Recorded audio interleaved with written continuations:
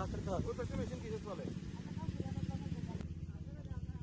সব রিসোর্টের কাজ কত দূরে দেখেন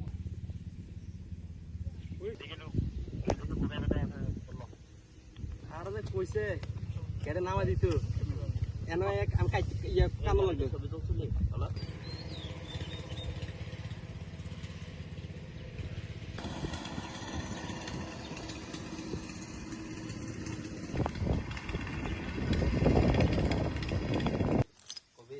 কবে যাবে বলছেন